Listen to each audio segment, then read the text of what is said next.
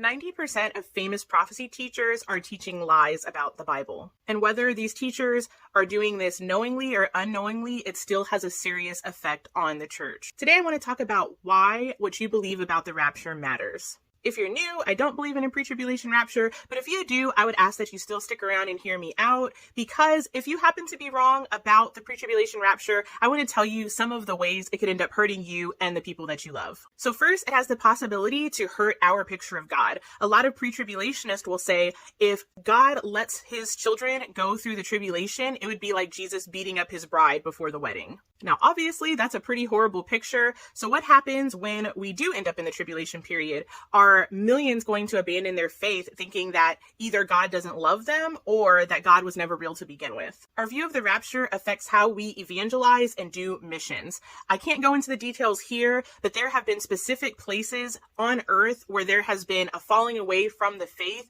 due to rapture teaching that didn't pan out. And then when persecution hit, thousands of people gave up on their faith. It also matters in the way you evangelize people. I don't know about you, but I grew up in the 90s and the 2000s, and it was all about get saved or you're going to be left behind. What happens when Christians end up in the tribulation and God hasn't raptured them? How many of those people are going to give up on God altogether? Pre-trib rapture doctrine also really hurts people's individual study of prophecy. I can't count the amount of times that I've tried to talk with people about specific prophecy passages, but they said, oh, we're not going to be here anyway. It doesn't matter. I don't need to learn about these things. Unfortunately, people are way more drawn in by fancy prophecy teachers that are focusing more on feast and numerology and signs in the stars and certain dates than preaching the book of Daniel, the book of Revelation, teaching 2 Thessalonians and 1 Thessalonians. And so it's going to be a big deal if, let's say, we get to the tribulation and we're not allowed to have Bibles anymore. What's going to happen when all of these people haven't been taught meaty prophecy and they haven't read it for themselves, and now they don't know what to look for?